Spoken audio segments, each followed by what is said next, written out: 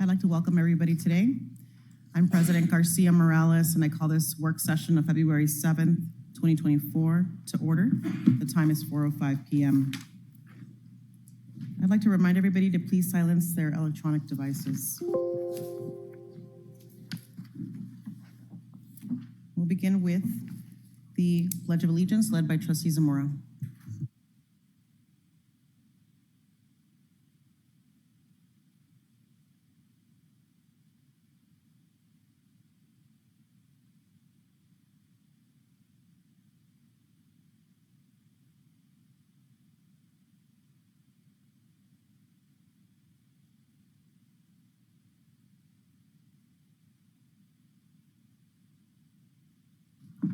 Thank you, Trustee Zamora.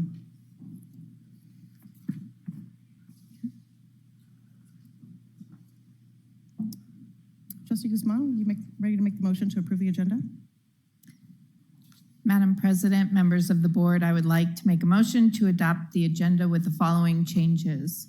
Additional reference material is provided for item 2.03, appointment of Brenda Larson Mitchell as superintendent. Thank you, Trustee Guzman. Trustee Brooks? Second the motion. Thank you, Trustee Brooks. Colleagues, we have a motion by Trustee Guzman, a second by Trustee Brooks. Please cast your vote.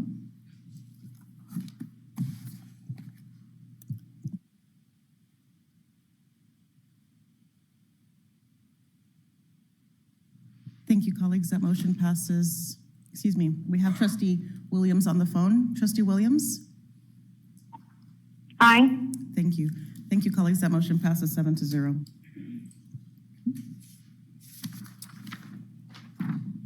All right. We are going to move on to item 2.01, the resignation of the superintendent, discussion and possible action on the approval of the conditional resignation and acceptance of the third amendment to the employee agreement between the Board of Trustees and Dr. Jara. Colleagues, in the manner, the way that we typically do conduct meetings, we have a presentation of some sort, and then we take public comment, and then we make a motion to vote. So I'm gonna begin actually with this item, since I am the contact person.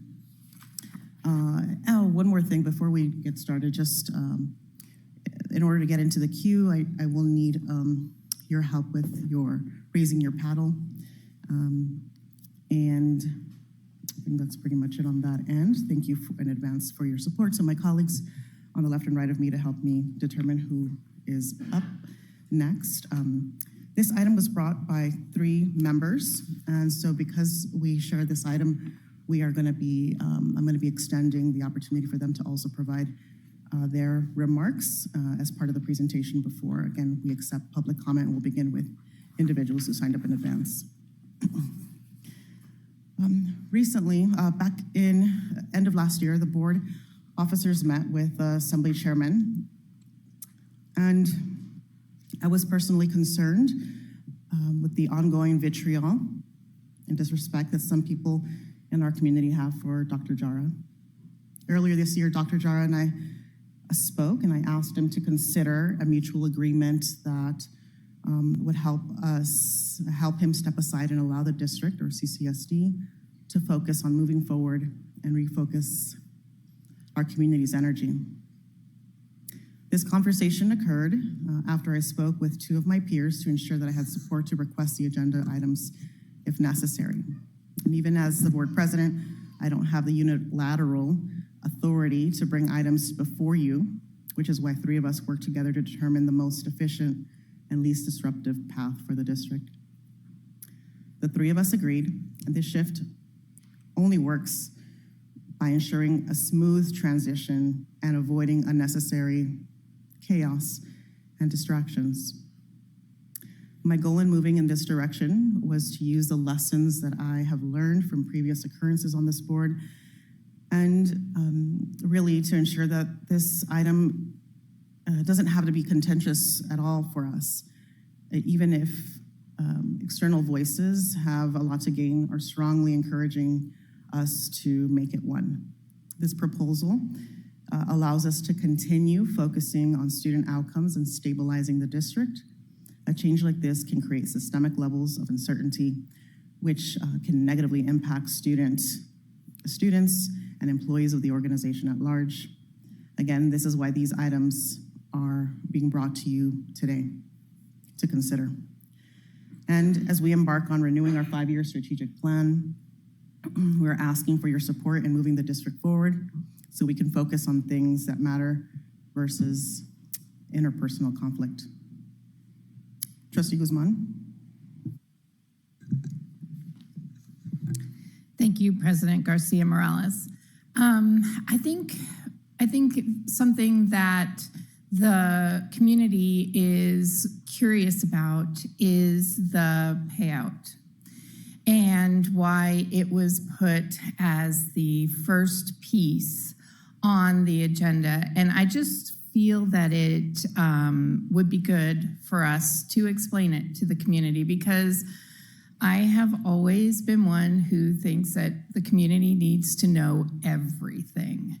So I first want people to understand termination for cause, because I know I've seen it on X and I've had lots of phone calls. Some of you in the audience have called me and told me we really need to terminate for cause.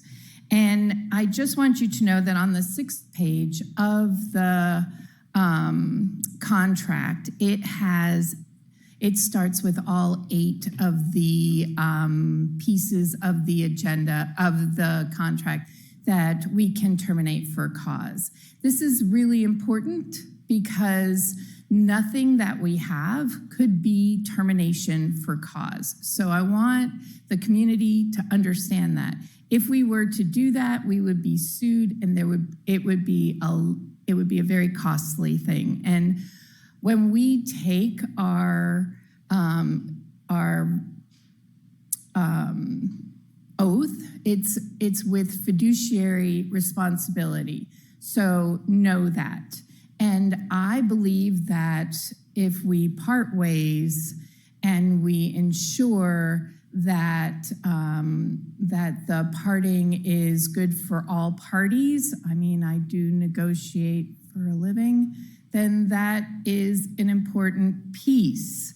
And so I just wanted folks to understand. Now, if we are, and I'm not making any assumptions, but if we are to go with termination for convenience, it's going to be more, because in the contract, and I'm sure you all read his contract, in the contract it says that we would have to pay out for twice as much.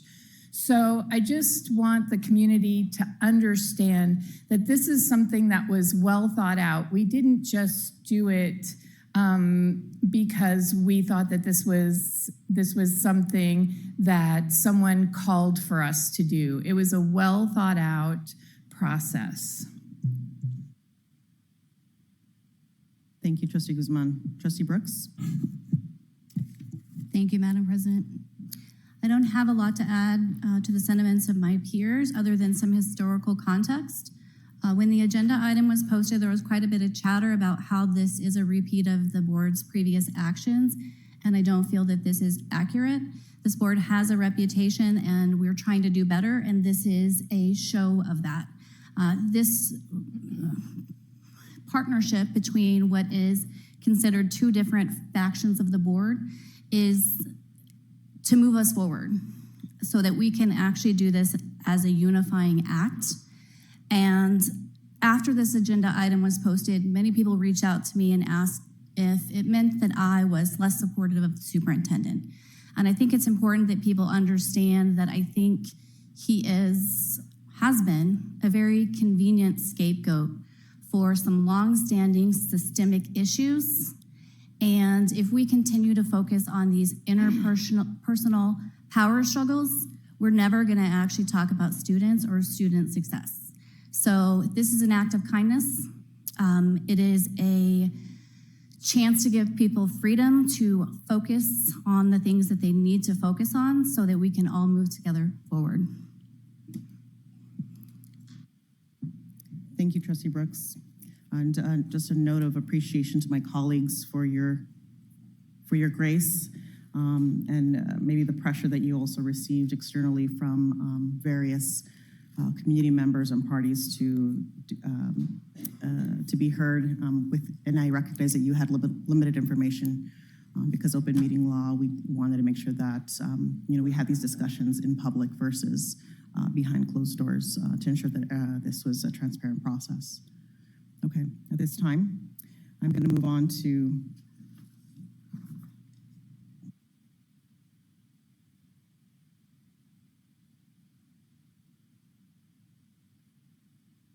Trustee Cavazos, I believe you have a question? Yes, I had a question. Was your statement and Trustee Guzman's statement, was that the presentation that, and also Trustee Brooks, who is not an officer right now, but I understand that you two are officers.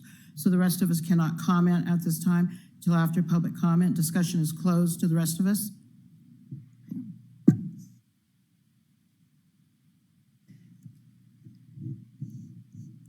We traditionally have, I'm open to your suggestions if what I hear you saying is that we should have a discussion and then hear public comment afterwards. Is that what I hear you saying? We typically— No, not really. I thought that we were not going to have any discussion, any comments from the board other than your statement, which I took as a presentation. Then we would hear from the community and then we would have the discussion. But we have now had a comment from Trustee Guzman and a comment from Trustee Brooks. So I thought, that comments would be open to all of us right now at this time. Are they? Because we brought the item to the trustee. Nope. Thank you for, I see what you're saying. No, at this time, I'm going to move on to public comment. Just simply, Trustee Brooks and Trustee Guzman were The rest of us cannot comment at this time? Trustee Cavazos, I just asked you if you'd like to provide comment, and you said no. Oh, I thought you said suggestions. Yes, I would like to provide public comment. Perfect. Well, I would like to state that I appreciate your statement and your elaboration of how this came about, and I appreciate Trustee Guzman's statement also, but as one of the trustees that was not included in the, shall we say, the configuration of this statement and this item, I do want to state that that this is something that where we have the two issues of transparency and accountability again coming into place.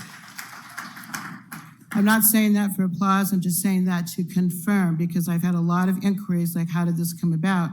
And I said the president is allowed, as the former president is allowed with two other consultation, as President Garcia Morales stated, to go ahead and put this on the agenda. But I wanted to clarify that only those three were involved in the, shall we say, the writing of this agenda item. And that is all I wanted to say at this time. Thank you. Very good. Thank you, Trustee Cavazos. So we're going to move on to individuals who signed up in advance. We're going to begin with Jose Solario, Terry Schumann, and David Gomez. If you're present, please come up to the front. And then we've got, this is an action item, and we will continue to accept yellow cards. I believe we just have a couple more that have come in. Once we open this item and begin public comment on this particular item, we will not be accepting any more yellow cards. Thank you. Mr. Solorio, welcome. Good evening. My name is Jose Solorio. I am a former school board trustee, and I take interest in what's happening with the district. I have 4 grandchildren currently attending, a wife who's been a teacher of 25 years. And so what happens with our education is very, very important. First, I'd like to commend the board members for what they do, because it takes a lot of time to be in that seat making decisions that are in the best interests of our students in our communities. So I want to thank the board members, the teachers, our staff who are providing the education. So this is what's important. I understand how this came about, and thank you for the explanation. Prior to a board meeting, you cannot have more than 3 people talk about what's going to be, otherwise that violates open meeting law. So I appreciate that was done without violating open meeting law. I want to add that these last 5 years have been trying on many different levels. COVID, kids not at school, teachers teaching in a different way. We've had lots of challenges. And I'm hoping that the resolution that's before the board today will move us in a positive manner. But I want to remind you that that you're elected into the position or appointed, and although we're here to give public comment and give your opinions, you're here because the voters thought you should represent that part of the district. So whatever you do today, if it's in the best interest of the students and it's representing the people you represent, then by all means, vote your conscience and do what you think is best. So I offer that small piece of advice. I don't want to take too much more time, but again, thank you.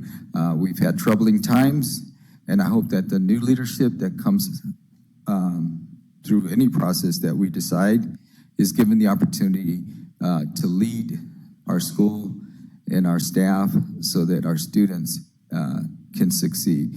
One more thing, I totally agree that the challenge, the most important challenge that faces this school district is when you compare it to other school districts, we're not properly funded. Number one, back when I was on the board, number one back now. I'm so happy that we've had 10%, 9% raises. That is fantastic. But you got to look at schools like Connecticut, and I'm down to 8 seconds, and I hope that we can address that. Thank you very much. Is Terry present? Okay. Thank you, Terry. Mr. Gomez, followed by Yolanda Washington, James Bayless, David Gomez, Yolanda Washington, James Bayless, Michael Jan. Is Michael here? Come on through. I think you're next. I don't see those other individuals yet, so please come on through. Thank you. All right. Hello, I'm Michael Jan, teacher at Centennial High School. Well, here we go again. The failed superintendent offers to resign, but not without extorting you for a big payout. Don't do it. Trust me, I will be doing cartwheels along with the rest of Clark County when he finally leaves. However, the idea of paying someone who has failed us so miserably over $500,000 is something I cannot abide. I find it suspicious he refused to go all along, but now the evidence is in over the online sexual harassment of an employee, Maureen Nices, and the investigation you tried to sweep under the rug has been turned over to authorities. Now he wants to go. Or maybe it has to do with the recruiting event down in Miami and the misuse of federal COVID funds for that. Either way, this man deserves to be terminated for cause without any payout. I'm well aware that 201 and 202 are going to result in him getting money either way. So I urge you to vote no on both. If he wants to leave, just let him leave. Speaking of wasting money, you're clearly wasting our taxpayer dollars on that group that phoned in last time. I believe AJ was his name, the guy trying to teach you how to do your jobs better. How many times did he have to keep reminding you, you need to listen to your constituents? Well, you clearly don't do that. If you don't plan on following his advice, why are you paying him? So please, listen to the people of Clark County, the employees of CCSD, the government officials of Clark County and the state of Nevada, and fire him without the payout. The next thing you could do to service the people is resign yourself, especially the four of you who have empowered him, trustees Garcia, Morales, Brooks, Williams, and Bustamante Adams. Thank you. Do we have Jim Frazee? It's Jim. I know Camilla's Bywaters is here. You'll be next after Jim.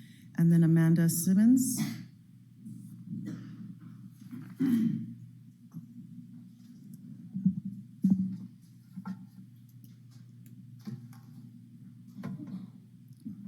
Thank you, Madam President. Trustees, for the record, my name is Jim Frazee. I'm an educator, and I also have the honor of being Vice President of CCEA.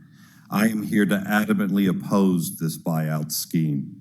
I wholeheartedly applaud Superintendent Jara for coming to the realization that his time here in CCSD has come to an end. I simply don't believe this newfound self-awareness of his ineptness is the reason for this attempted hijacking of taxpayer dollars. I think it is a realization that his careless, self-serving actions on social media are about to catch up with him. It is not okay to engage in borderline sexual harassment activity on social media. It is not okay to then attempt to cover it up by claiming your account was hacked, as if the validity of this claim could not be determined. And it is not okay for the board's repeated demonstration of its compliant and total abandonment of any semblance of oversight of its one employee to continue. I believe that our superintendent could propose this outrageous and extravagant buyout because he could count on your naivety and subservience that you have repeatedly demonstrated, Madam President. When it comes to the relationship between the superintendent and his employer, the Board of Trustees, the tail is definitely wagging the dog. This buyout and cover-up must not be allowed to happen. CCEA calls for the superintendent to be immediately relieved of his duties pending an actual and thorough investigation of his social media activities. This, as well as other scandals such as CCSD being investigated for vacation junkets using ESSER dollars on the 4th of July to Miami Beach, warrants this action.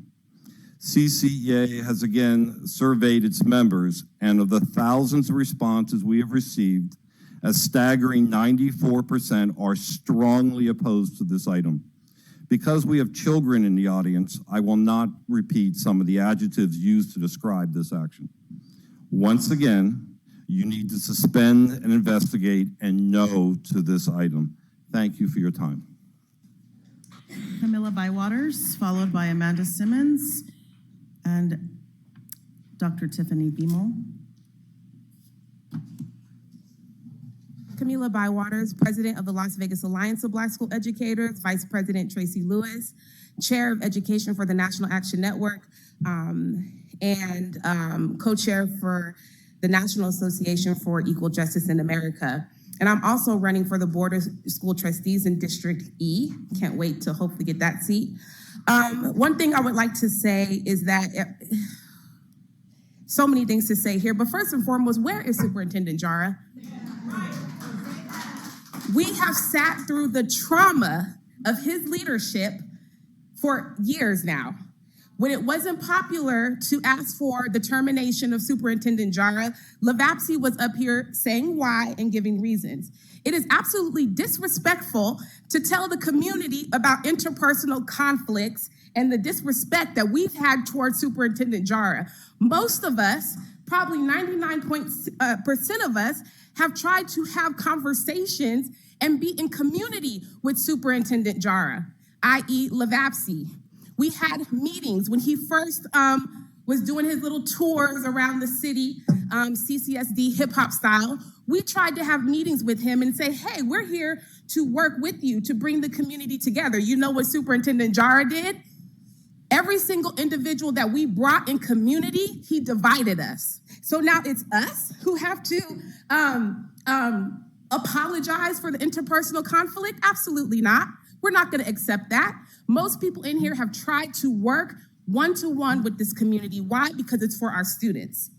It is unacceptable to blame community members, the taxpayers, for an interpersonal conflict. Absolutely not. He's still employed. Why is he not here? No one called him and said, hey, maybe you should be here because this might be our parting ways. You should have given us the common decency to leave with grace. So no, we're not accepting that it's our fault. We hired a superintendent. He's over here making more money than the governor and hasn't brought any results to our state for children. He's almost making as much as the president of the United States, and the staff, the cabinet, has not brought any results. We don't care about how smart and intelligent you are. We need a holistic picture of a leader. Resign, yes, resign, but we don't need to pay him out for what? What result? We're still the bottom of the country. country in education. Yeah, I'm hot about it. Whenever you blame the onlookers, Katie,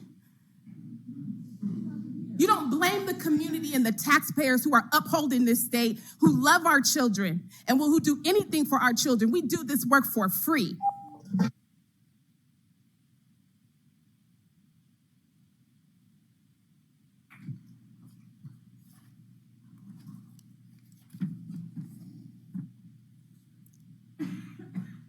Amanda?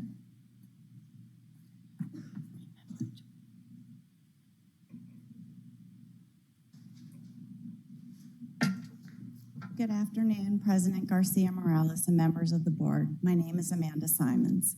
I am a school social worker and a licensed clinical social worker. I am standing in front of you this afternoon asking that you do not accept Dr. Jara's letter of resignation. I ask this of you because I believe he has failed leading our district since I began working here in August of 2019. I ask this of you because I believe he needs to be held accountable for his actions, which have created a massive amount of damage to our community. In Attachment G, there are many responsibilities listed for you as a board, many of which pertain to the board vision and strategic imperatives. If you look at Focus 2024, there are many areas that Dr. Jara has failed our community at large and should be held accountable. One specifically is employee morale, engagement, and retention. Over the past 4.5 years, school social workers have supported our community when they have shown emotional distress upon learning of a colleague's death, student's death, or for when a student has been told that their parent or guardian has passed away. We have supported colleagues in emotional turmoil over having to come to work, some of whom ultimately chose to leave this profession due to the stress, and we have had to refer colleagues to outside agencies for mental health support just to make it through the years. School social workers are not being asked to participate in discussions on how to help improve morale among our larger community or within our own profession. Our services have been outsourced to various vendors, making us feel devalued, causing discussion amongst many of us as to why we should stay. We have lost many highly qualified school social workers in the past 4.5 years. Licensed personnel fought for 9 months to get our contract. The emotional and physical toll it took on us was all horrific.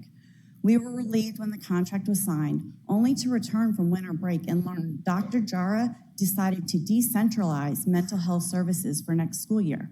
Due to his decision, school social workers were presented to principals as a choice to be in their budget for next school year, thus our positions possibly being eliminated. School social workers already carry 4 times the national and state recognized caseload of 1 to 250. Our community deserves nothing less than the most highly qualified school social worker in each school to support mental health and other issues within the community. Dr. Jara wants to be able just to walk away with a year's salary and all benefits, including retirement, with the stroke of a pen. This board preached mental health and the importance of having appropriate resources available to best address this issue, as did Dr. Jara. In fact, he made our community's mental health drastically worse, and school social workers are now an option. One should not be able to resign after having created an environment which significantly decreased employee morale, engagement, and Thank you. I see that Mr. Gomez is present. Mr. Gomez, do you want to come on up? I'm going to give Yolanda Washington an opportunity in case they are here. Yolanda? Nope. Okay. Or James Bayless, also not present. Okay, after Mr. Gomez, we'll return to the list and go back to Dr. Beamel. So, thank you, Tiffany. So I couldn't hear you, I'm sorry. It's going through that thing and everything, so which public comment are we on? The first one. Okay. This is not an agenda item. 2.01. Thank you. That's what I need to know.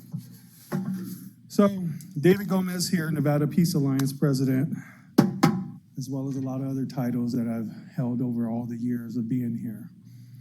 And it's always sad, every time I turn around, I always see the same ethnicity, no matter where I go. I don't see a bunch of Hispanics and I don't see a bunch of blacks that are there that are supporting one community versus another. It's always the same roundabout people that are always here. I just wanted to tell you that I support this measure, and moving the superintendent in this position and then also putting Brenda Larson Mitchell in position. Now, we can make it an interim position until the time comes and then make her go into a battle with whomever. I'm sorry, excuse me.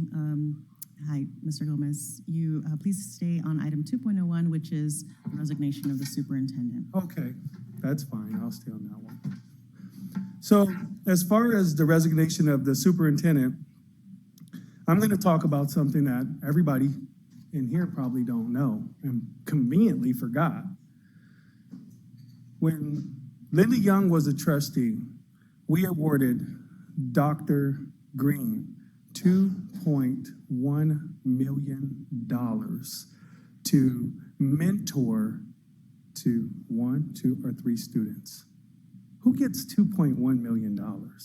But yet you're in here battling over all the other things that we're going to talk about, of him retiring and getting his contract and everything else. We had another superintendent that decided that his mother was sick, and there was some other issues that he had as well, which I'm not going to talk about. But nevertheless, here we are saying we don't want to pay this person because everybody is worried about the giant that they're trying to fight, but nevertheless, they're not looking at the giant that they have to battle themselves, which is fear, insecurity, and all those other things.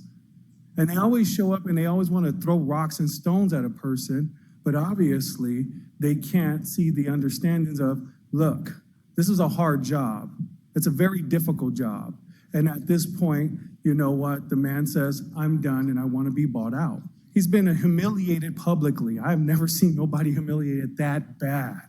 And then went back and sat in the seat after he overturned the whole entire situation. So on his retirement, I think just because we award certain people money, I think you should just give it to him and let him go so we can move forward. Thank you. Thank you, Mr. Gomez. Dr. Beamel, Dr. Beamel. Mr. Gomez, excuse me, this is a perfect opportunity. Please come on up. This is a perfect opportunity to remind our audience about decorum. You may have seen a document at the beginning of our, upon entering this room. I'm going to ask, thank you for your patience, Dr. Beamel. I'm going to ask that there is no heckling of speakers or shouting from the audience, no personal calls in the boardroom, and when exiting, please do so quietly. We expect that speakers may not use racial slurs, personal insults, threats, or other inappropriate language during the public comment period. Speakers should address the board as a whole, not individual board members, members of CCSD staff, or members of the public. I recognize that may be challenging given that this item has a specific employee. We ask you to stay on topic. Right now we are on topic 2.01. And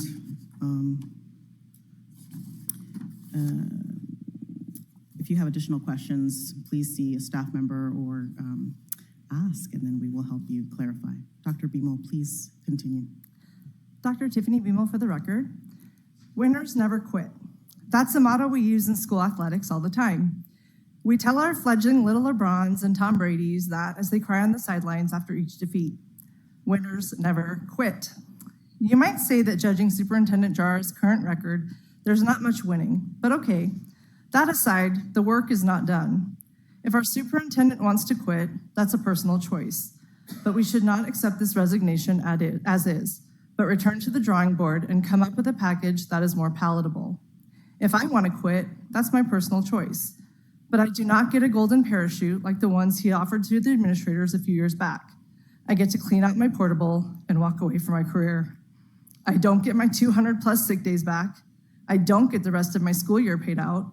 I don't get well wishes and attaboys from my colleagues and administrators because they will be left scrambling to figure out what the heck to do with my 8 classes of students.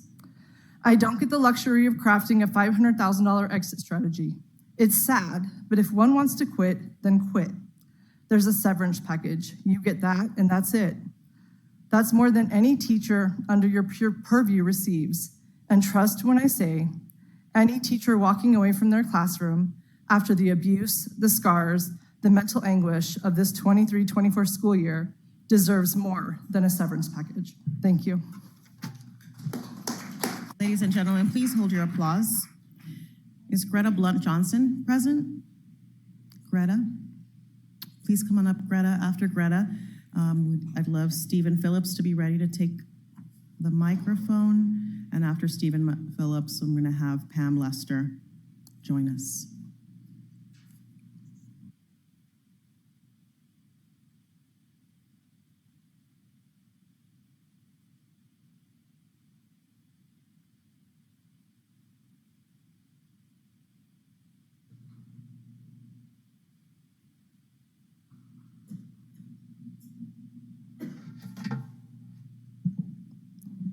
Madam Chair and the board members, I would like to speak against Dr. Jara receiving under resignation and receiving his service package that you all have written into the contract. I'm going to talk about the legality of it. Out of all the documents that you had provided, the 3 documents you have provided concerning Dr. Jara, the only one that was not signed, and from my understanding of the law, the documents have to be signed. The amendments, I don't care what you add to them, they need to be signed. So as far as I'm concerned, let me turn to the page. If the law says, if unsigned pages containing amendments to the superintendent's contract pertaining to benefits or provisions that would be advantageous to the superintendent upon resignation, the absence of signatures on those pages could indeed raise concerns about the circumstances surrounding the amendments. And it does appear to be suspicious, especially if the superintendent is planning to resign and to stand to benefit from those amendments. You made those amendments, and I'm talking about document number that was in your package, reference 2.01F. That document, I searched all the documents, that is the only document that is not signed. And that's where you made the change to add in that you added in to give him under Article A of that amendment, you made the changes that would benefit him right now if he was to resign. But since this is a legal document and it does not have the required signatures, check your package, the signatures are not there. If it is a question, did you all scheme to give him this package? Did you scheme with him so that he could walk out with a large package, which is really not binding because the signatures are not there? Your signatures are on every other document that you provided. That's all, and I would like to say I'm CCSD, CCEA, and I'm from Canyon Springs High School. I was studying to be a lawyer. No, I don't have a law degree. The Lord called me to teach his children, and I have been blessed since I've been teaching my students. Thank you. Is Stephen Phillips here? Stephen, not present? Okay, Pam Lester? Stephen, hey. Good evening, members of the board. My name is Stephen Phillips, for the record. I'm here today to urge you to vote no on agenda item 2.1 for many obvious reasons, the first of which being the fact that it is not in compliance with the contract as is. It is extremely questionable to rush and amend things this late in the game, and it represents a major conflict of interest, and as such, I'm urging you again to vote no and do not pass the third amendment in agenda item 2.1. Secondly, I do not think we should be hiring a permanent superintendent without using the already established interim process. Furthermore, if the board passes this item, it is well within the taxpayers' rights to sue the board. That is something I think you should consider before you cast your vote. Thank you for your time. Pam Lester. Pam, followed by, after Pam, Vicki Crydell, Jessica Jones, and Walter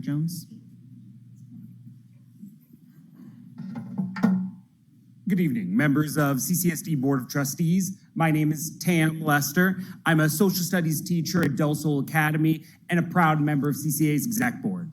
I am here today to express my deep concerns regarding the proposed amendment of Dr. Jara's contract, specifically allowing him to retire while receiving a year's buyout. This decision comes at a critical juncture with our school district amidst multiple investigations and a series of failed outcomes that have deeply impacted our community. We cannot understate the suspicion of the timing of Dr. Jara's resignation and the subsequent proposal for a buyout.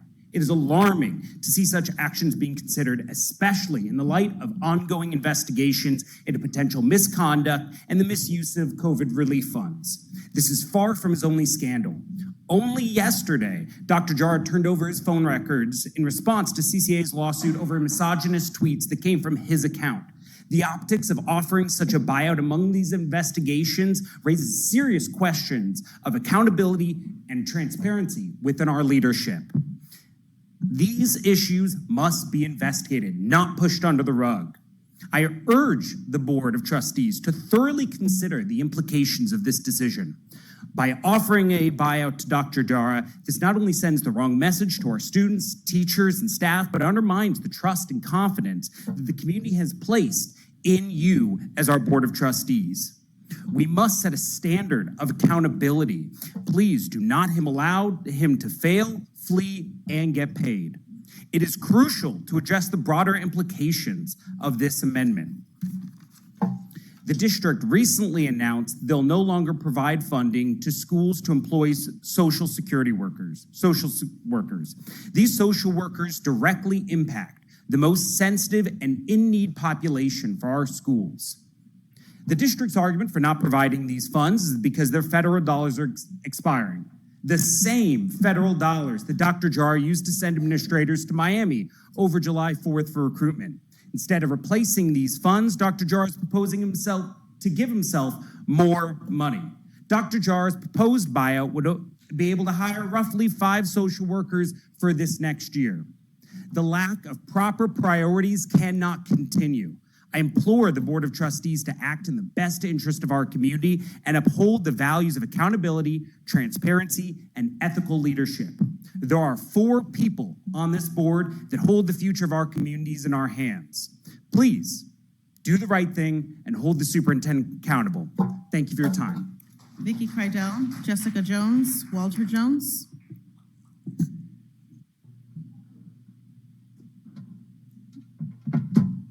Good evening, trustees. My name is Vicki Kreidel. I'm an elementary reading strategist and the president of NEA of Southern Nevada. I don't have a problem with Dr. Jara resigning. Things happen, I get it. But as an employee of Clark County School District, he has a contract. Many of us sat through the meetings where these terms were discussed. This is a document that he had an active part in creating. He agreed to all of the terms. So it's not right that he doesn't follow the contract, and that if he resigns, he must give 90 days notice to the board to give the board time to get an interim superintendent in place and not cause a lapse in leadership. Many educators in CCSD don't believe he should be rewarded for ignoring the terms of his contract and throwing our district into chaos. As educators, we can tell you that you shouldn't reward that. It's clear he wants to resign, as he's already submitted a letter. I think we should allow him to leave, but not with more of the district's money than he's already entitled to for resigning.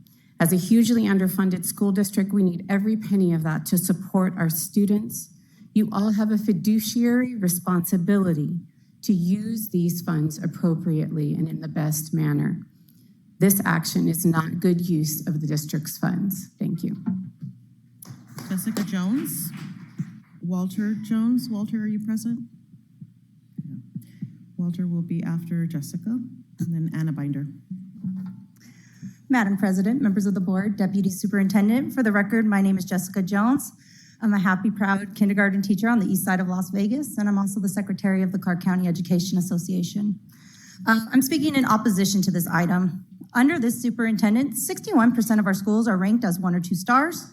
When the Nevada Department of Education released its accountability report, only 33% of elementary students, 23% of middle school students, and 19% of high school students were proficient in math. MAP data, which you guys were reported on at the last board meeting, has been stagnant. The chronic absentee rate is close to 40%. CCSD has had 26 consecutive months with over 1,000 licensed educator vacancies. At least 30,000 30,000 children are sitting in classrooms without a licensed educator. And between August and December, we lost 300 additional educators. All of this is the responsibility of Superintendent Jara. He has failed CCSD students and our community in his role, and he needs to be held accountable. The superintendent has done astronomical damage to our students attending CCSD schools. Your responsibility as electeds is ensuring the success of every student through the district through clear, concise direction of the superintendent. That's stated on your webpage. It's stated when you guys take your oaths. His failures are a reflection of the failures of this board to hold him accountable. If this board accepts his resignation on the terms outlined in his reference documents, it will allow him to run away from being held accountable for what he's done to our schools, to our children, and to our community. Why are you considering rewarding his failures with $500,000 severance package? Do not approve these amendments to the contract. He deserves to be fired with cause. Remember, there are 300,000 children in this district, and what he's done to them, this has been their education. They will never get this time back, and he shouldn't be rewarded for it. Thank you. Walter Jones. Walter, followed by Anna Binder, and then Alexis Esparza.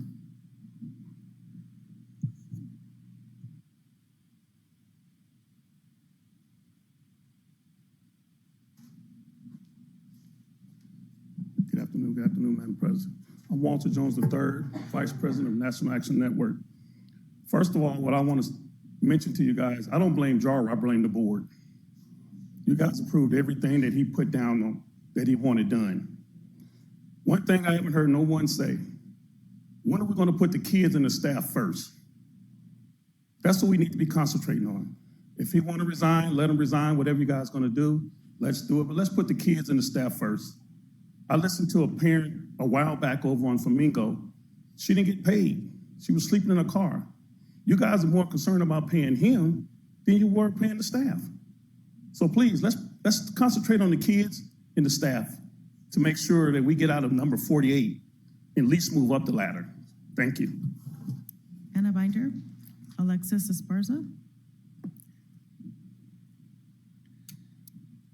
want to make sure Yolanda Washington is present, and Amanda Simmons. Okay. Go ahead, Ms. Binder. Thank you, Madam President. Anna Binder for the record. Madam President, members of the board. Oh yeah, he's not here again. So I really want to thank my city for hosting this meeting tonight. It is the very appropriate space and venue. There's still an empty chair. I'm really disappointed in that, like you've heard other community members say. I really feel that we deserve to have his presence in the room, and it is a little discerning that we're having this huge discussion without him present. And so I also really want to give a huge thank you to our community. I know that when this agenda dropped, I spend more time in the room with you guys, I think, than anyone in the community, and it was very important to me that other people showed up. I noted 62 pages of written public comment already in board docs before 10, well, when you guys posted earlier this morning. And I tried to kind of get a visual. Most people listening in can't see this, but this room is packed. These are our educators. Everything that you guys do and choose to do affects them, and that rolls right on down to my children, to their children, to our staff, to our bus drivers, to our janitors. And so you guys have to make huge decisions, right? We talk about this all the time. I like to have the faith that the ones that you choose to do are the right ones for us, because there has to be a point when we do draw the line in the sand and move forward. And if that's whatever happens today, it is. But please, I beg you, when we move forward, that we do it with, we say student success, it's a mirage, right? It's a mirage of words, because in 5 years, we haven't seen the numbers move. And I come to you guys every meeting, And this Friday, so instead of, dealing with things, this Friday, I have to go to a manifestation hearing because we have a child of color who's deaf and mute, isn't provided an ASL interpreter nor the technology to communicate. And this district had him arrested and put in jail without the means to say a word. And so the community here tonight is saying a lot of words that this kid couldn't even say. And now we have to go figure out how he's not punished for something that this district chose not to do for him. And I'm tired of telling you guys about stuff like this. And that should be a part of everyone's job who works here, right? From the bottom up. All of these kids are all of our responsibility, and we shouldn't have to keep fighting for situations like this when the technology is there and the staff is there to care for them. And my heart is absolutely ripped for this family. Can you imagine being mute and deaf and being arrested and thrown in jail and you don't even know how to say to call your mother? Is Alexis Esparza present? Okay. We're going to move on to the yellow cards. Rudy Zamora, followed by Chris June Kiliani. I think I got that right. And then Erica Amari.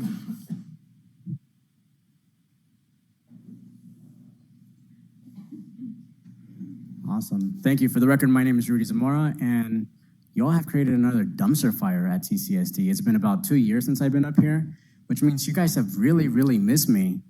So I'm glad to be back tonight.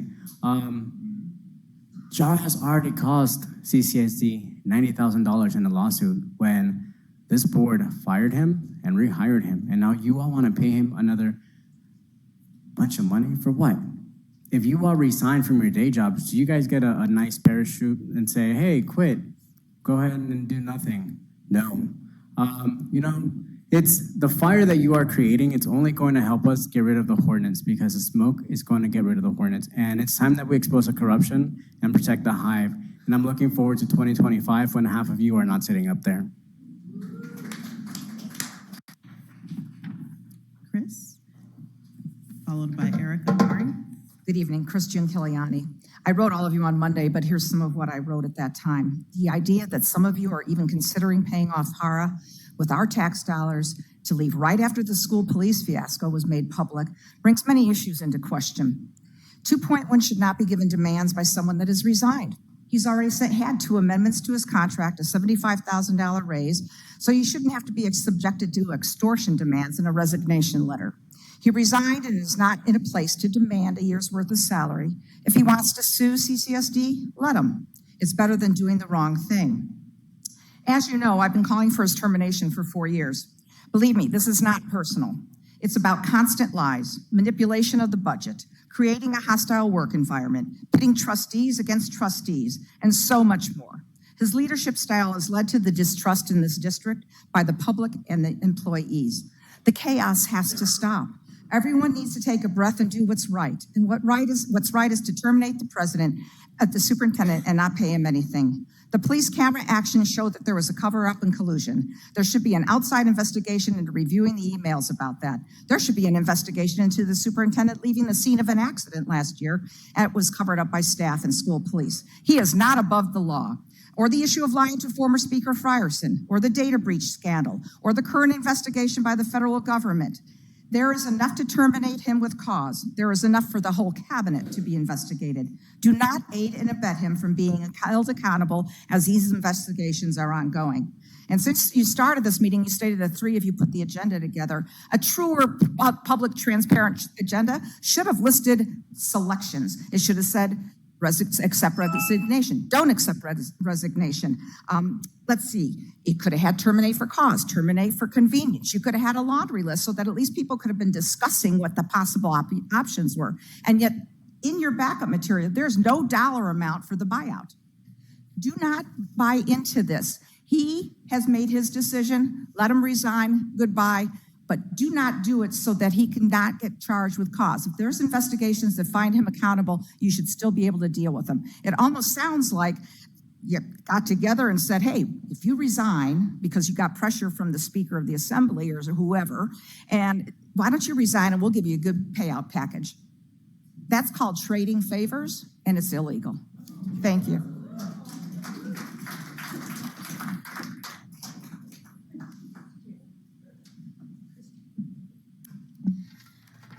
Members of the board,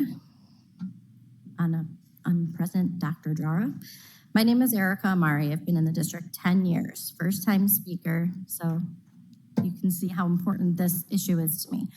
I'm here to speak on behalf of a no vote on this agenda item. So like I said, I've been a teacher for 10 years. To say I've seen a lot in this district would be an understatement. Dr. Jara's tenure has been something. I had much hope for him when he began, but sadly, what we've seen during his tenure is a lot of toxicity and hostility in our work environment.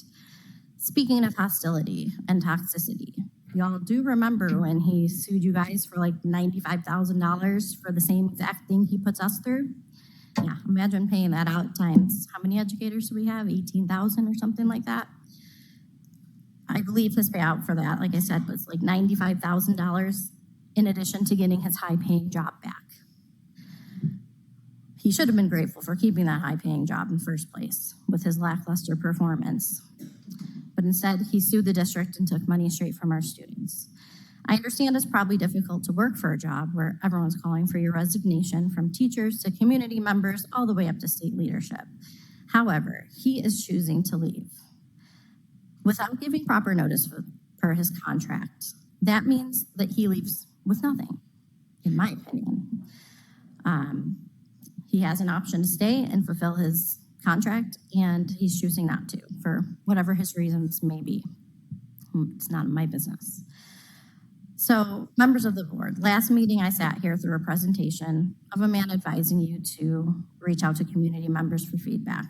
You're getting lots of it today.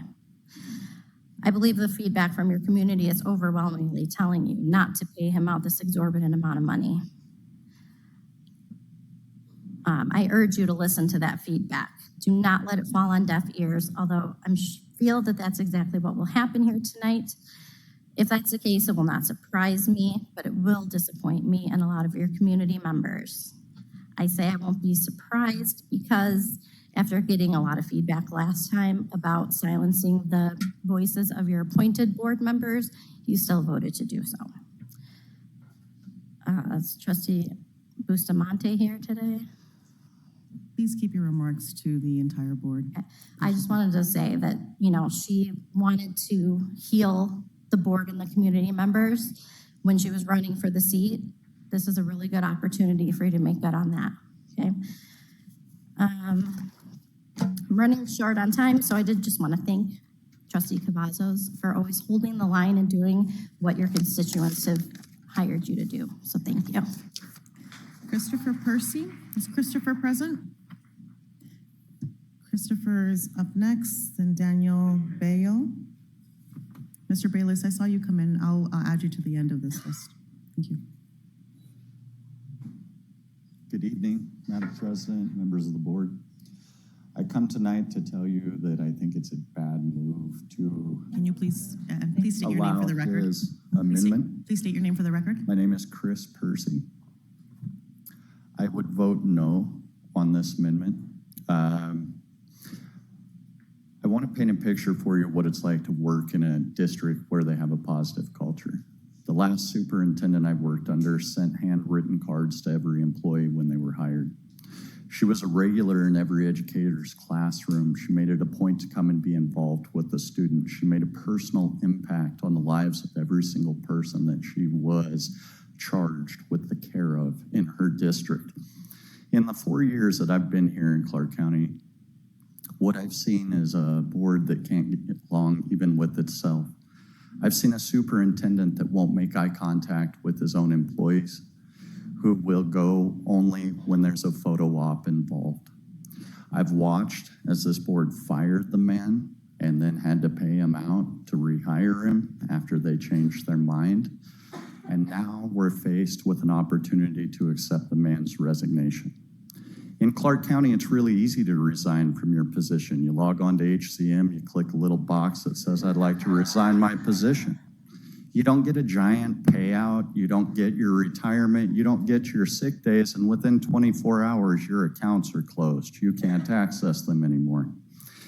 Dr. Jara would like to resign. He should be given the same opportunity. Just click the little box. Bye. Is Daniel Bayo here? Daniel? Daniel, followed by Kenny Belknap. And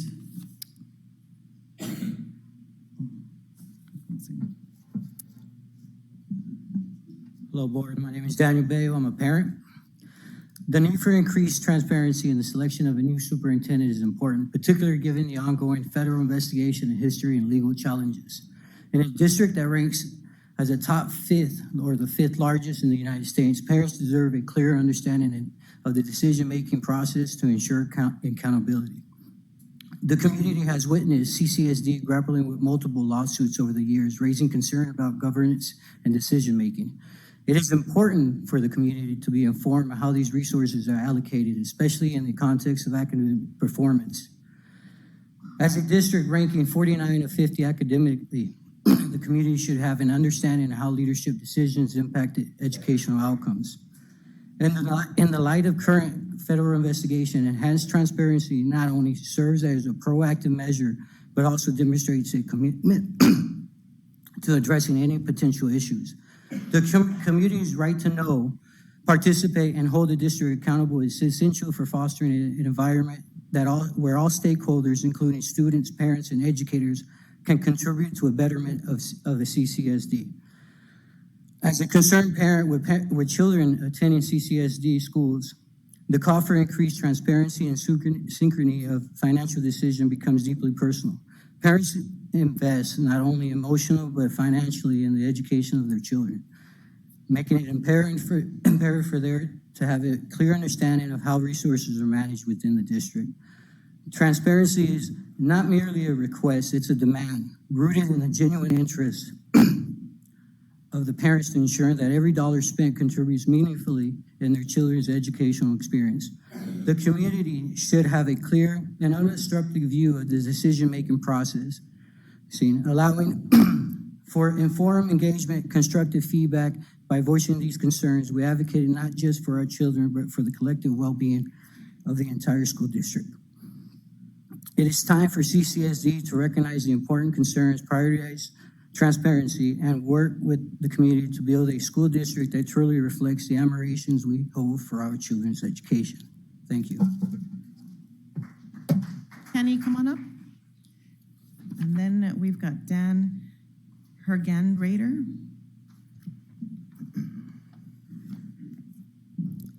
Good evening, trustees. For the record, my name is Kenny Belknap. I'm a social studies teacher at Liberty High School, and I'm the CCEA treasurer. I'm speaking tonight against this blatantly corrupt deal that some of you on that dais tonight and our current superintendent have cooked up behind closed doors. This deal is an embodiment of everything wrong in our district under the current leadership of Superintendent Jara. Backroom deals, lacking any and all transparency, and strong-arm politics. He is now, and as he always has been, looking out for himself at the cost of the children that all of us, including yourselves, are supposed to serve. Instead of doing the right thing and acknowledging the fact that he has failed our community and resigning, he asks for a golden parachute. The same superintendent who unnecessarily dragged out contract negotiations for educators for 10 months, and by the way, still has not settled a contract with CCSD Police because of some impending fiscal cliff. And now he's asking for a handout and we're ready to just give it to him? It shows his true colors, that he does not care what happens here in CCSD. He won't even show up for a meeting anymore, as long as he and his cronies continue to line their pockets with overly rich deals. This district is facing multiple scandals, just to name a few: the police issue at Durango, the junket trips for recruiting, and don't forget the issues with our superintendent and the use of social media. All of this is grounds to fire him for cause and not pay him a dime. And as the net is closing in on Jara, he looks for an exit plan, and you're going to give it to him. It's pathetic. It's ridiculous. All of these scandals, while also seeing student achievement plummet because because of Jara and Brenda Larson Mitchell's failed policies.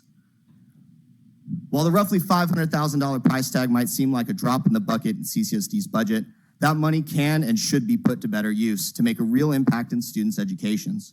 For example, CCSD is pulling central funding for social workers. This means countless schools across this district may very well lose their social worker for next year when our students are still in crisis. Instead of throwing good money after bad at this superintendent, CCSD can keep these desperately needed positions in some schools to support our students in crisis. I urge you, do the right thing tonight. Reject this corrupt deal for what it is, to buy out an ineffective leader and install his hand-picked replacement. Fire him for cause, install an interim, and begin a process that is transparent and involves the community you serve. You have the opportunity tonight to do something Jara and his administration have never done in their tenure. Put kids first. Thank you. Madam President. Dan. Thank you, Dan. Good evening, trustees. My name is Dan Hergenrader. I teach 8th grade English. I also have the pleasure of being a teacher leader with CCEA. Dr. Jara and I started in CCEA around the same time. I closely observed his selection process, and I thought at that time that he was a good choice. I stuck with Dr. Jara through some tough times, including reopening the schools, implementation of new programs and policies, many of which turned out to be wildly unpopular, as we know. I even liked most aspects of the grading reform, which puts me in rare company. However, this recent contract battle was the last straw for me. I was a part of negotiations, so I can say from experience and firsthand knowledge that this should have been an easy victory for both sides. We should have been popping champagne and posing for photo ops in April, and it's inexcusable that it went the way it did. As Dr. Jara exits, he shouldn't receive a severance package. It's pretty insulting for us to even consider that, especially considering that teachers still don't have back pay from over 6 months ago that I recognize is scheduled to be paid, but we still don't have it. So that's a little bit insulting. After seeing Dr. Jara off, there should be a superintendent search process, as there normally would be. Simply appointing someone who was his right-hand woman is the kind of action that makes us a failing district, and it'll only lead to more toxicity in the school district. So I thank you for your time. Bayless, come on up.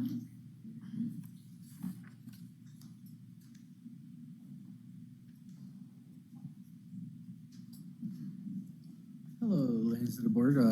James Bayless for the record. I guess we're just mainly here to talk to his contract, and it's pretty easy to explain on a legal matter since Luke will love me. 43%. That's what he got his contract on, but we're missing the 47%. That'd be a violation of FAPE. That's a violation of federal law alone. With that being done, that'd be a violation of the contract alone since it was under false pretense. Therefore, it's illegal in the process, so even with the signature, it's still illegal, so he shouldn't get it.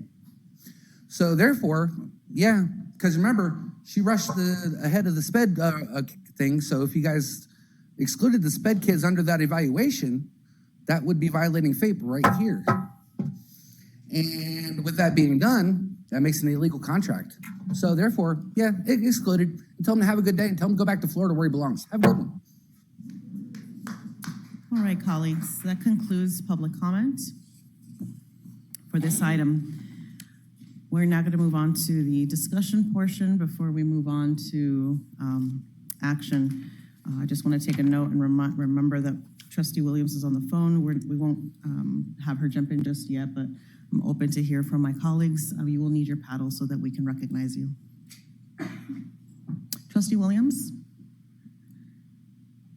Thank you, Madam President. I don't really have any comments or questions. I feel like a lot of people have said a lot of things. I think it's important to know that our district has been under a lot of duress over the last, I would say, just 3 years that I've been on the board.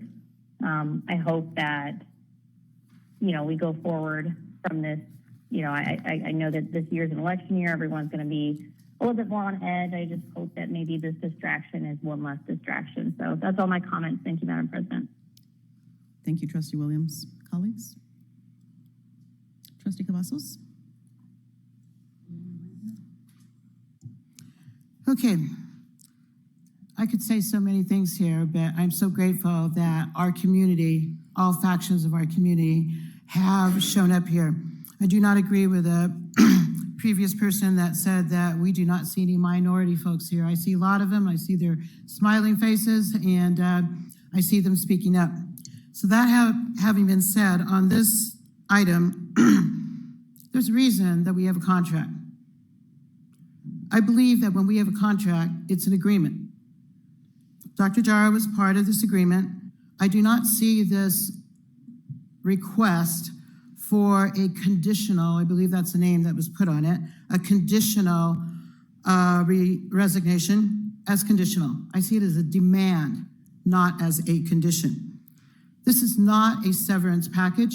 A severance package would have been agreed by all of us, maybe in an attorney-client meeting in a closed session. These items were put together by not the entire board, but by, as President Garcia Morales did explain at the beginning, these were put together by herself and two of the colleagues, I assume the officers, because I don't know, along with our board attorney, because the board attorney represents the entire board. So we have a fiduciary duty to do what is right. We do not have termination for cause on the agenda.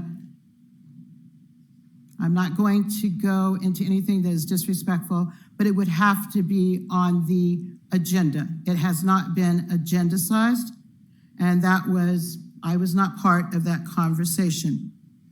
So to give my colleagues time to also speak, I hope I'm not the only one speaking, I want to share with you just kind of what I expect to be kind of a perfect summation from the dozens and dozens and dozens of comments that I got. And I so apologize to so many of you that I could not get back to you, but I did not want to give you a canned response that just said, received this, or I noted this, or your opinion noted. I wrote back individually to as many as I could, but I want to read this. It's kind of, and this is from an educator. It's ironic how every single position in CCSD is advertised and vetted, from our kitchen workers to central to custodian to administrator. But are you going to let the superintendent just slide, out of the district with this big payout? Why does he get to dictate that? We don't get to dictate that. Does a support professional or a teacher get to do that? And what world? Equitable labor practices, even other districts in the state right now, excuse me, are going through a vetted community process. Our kids, staff, and community deserve the respect and right for a search, and this is not on 2.01, they deserve basically to be listened to. So I'm going back to my transparency and accountability. This educator is afraid that we will have close to 2,000 vacancies coming this fall if we do something like this. So I am going to urge my colleagues to please listen to you that are here, to the many, many, many communications that were sent in, because we deserve to represent you. You are our bosses. Thank you so much. Please hold your applause. Thank you very much.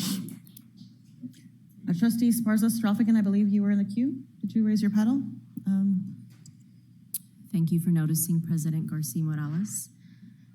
So having been one of the newest members on the board, I really will say that we were hoping to have more an inclusive voice, and that has not been provided.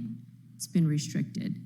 But I do want to talk about my role, and I think the role as we should be understanding is we do have a responsibility, whether you're appointed, whether you're elected, in a fiduciary sense.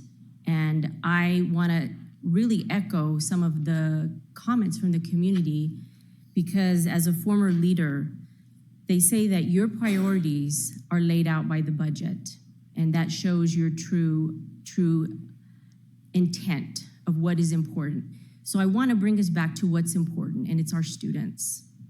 And it really, as a former educator and believer and leader in this system, and I left it, it really breaks my heart to know that we are not going to be able to provide the services for Care Solace, for Hazel Health, for UCF to our students, regardless of whether that is federal funds or not. Now we're putting that on the backs of our communities and our leaders. And so I did the math, because that's what I do. I like to crunch numbers. And the amount, if we went forward with the original intent for being releasing for over 500,000, someone mentioned it, I think Mr. Lester mentioned it, thank you for that, is 8 social workers approximately, could be 5 counselors, could possibly 5 teachers at the top of the scale with the new, the rate. And then this really was impactful when I looked at the number potentially, and these are estimates, 12 support staff. Could have been instructional assistants because our classrooms have such high vacancies and we have long-term substitutes and they need those instructional assistants. Potentially campus security monitors because our schools need safety. We need bodies on our campus. They are missing people and that's a concern. Student success advocates. So I'm just saying to you that our kids are not okay and we have a responsibility to our community to listen. And yes, we have been listening. I know in my role, I've been on the job for a month. I'm doing the best that I can to take all calls, to meet people in the grocery store. I will hear you and I will listen and I will represent with what I can say. And so if I had the opportunity, I would say let's pause. I think we've heard that as well. To do any due diligence, why are we rushing? Just because we have an individual that we supervise and he's making a choice to leave, we don't need to do it on his timeline. Take a pause. Let's reevaluate where we are and what we've been given. We need to evaluate this deeply and not make a decision perhaps today. So I want you to think about that because again, I don't have a vote, but if I had one, I would not be paying him out. I would say, let's stop, let's investigate. Let's review all that's on the table and not use his timeline because we supervise him. All right, trustee. Ladies and gentlemen, I believe trustee Guzman is in the queue, followed by trustee Watson and then trustee Satori. Thank you, President Garcia Morales. I also was looking at the amendment that he proposed. And especially during public comment because I was listening. One of the things, though, is that if we reject this amendment, which, you know, my colleagues, if that's what you want to do, that's fine. That means that the agreement that we originally have with the superintendent would commence and he would stay until June 20th, 2026. So I just kind of want to make sure that we understand what the agenda item is. That's fine. Whatever you want to do is fine. If you want to reject the payout, you can reject the payout. Just know that under the agreement, it specifically says under number 2, the term of this agreement shall commence on June 19th, 2018 and conclude on June 30th, 2026. Now, as someone who sat on the dais on October 27th, 2021 and was part of the 4 votes, I embraced this opportunity. So I just want you to know that. I feel like this is a pathway forward for us, but if you disagree with me, I appreciate that and I want to hear that. Trustee Watson? Thank you, Madam President. Just for the record, when we talk about listening to the community is here tonight, and we need to listen to them, and they have spoken loud and clear that they will accept the resignation of the superintendent, but they don't want to pay out. So I just want to reiterate and stress that that's listening to the community, especially since we've going from Focus 2024 to the student outcomes focus. Thank you very much. Trustee Zamora? I'm going to defer to trustee Johnson because I've already spoken and then I'll speak after they have. Forgive me, trustee Cavazos, I meant trustee Zamora.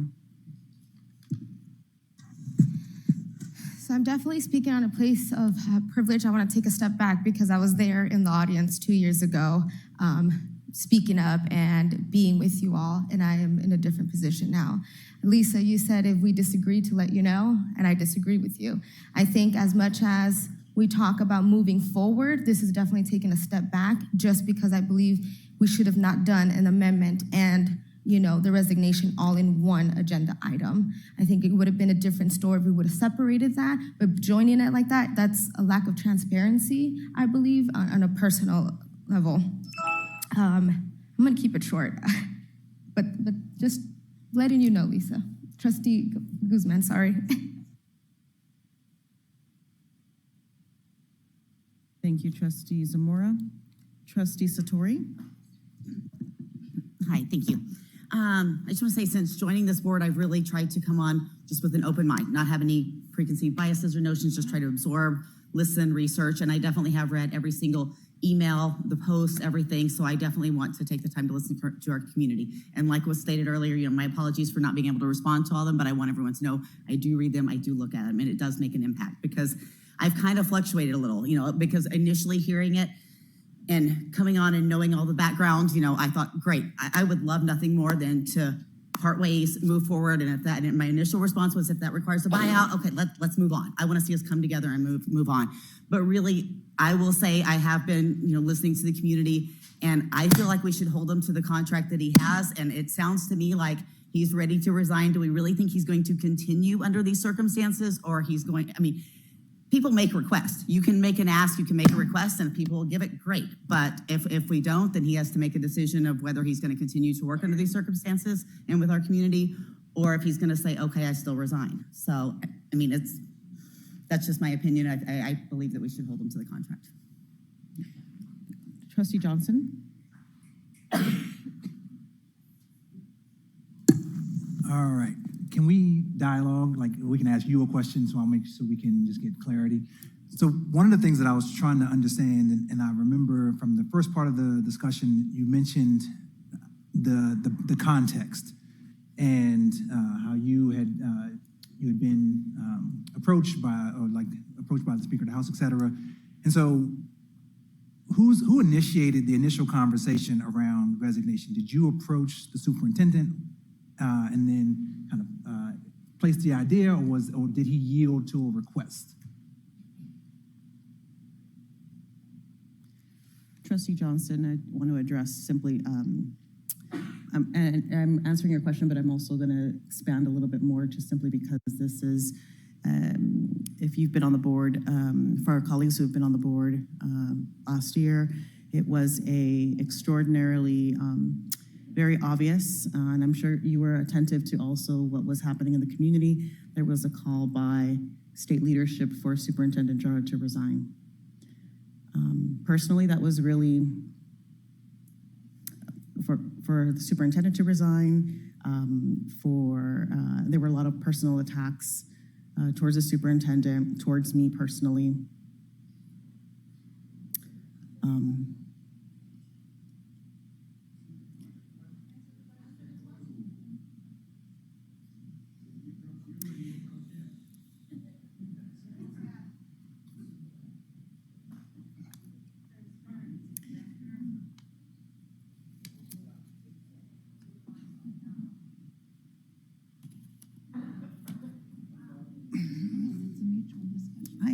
I'm working on that. This is precisely the challenge. And I'll say this, and I don't know how else to make it more clear. It was a mutual decision.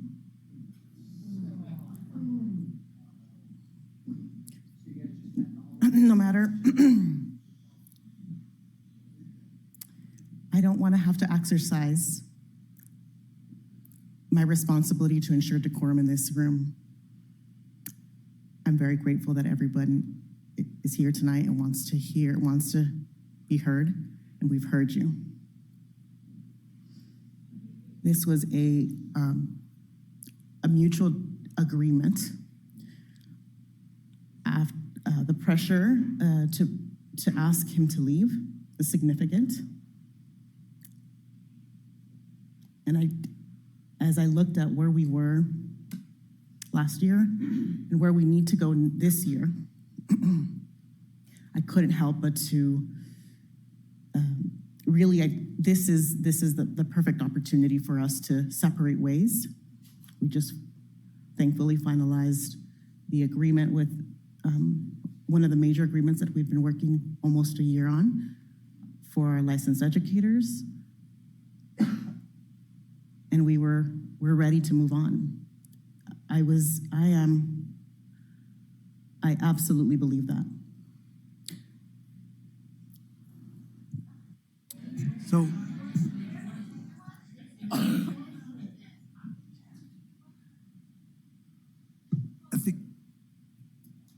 think the order of operations is important in this situation because had he not been in prison, I get that the term and like the final decision was mutual. So you have a relationship with a partner and you break up and you both agree, but someone comes to someone first. And I think that's important because had we not come to him, he might have decided, I'm going to weather the storm and I'm going to ride it out as Trustee Guzman said, I'm going to ride it out until 26 and it'll be rocky. I will continue to not, I'll continue to go down the path and I'll do the work as I need to.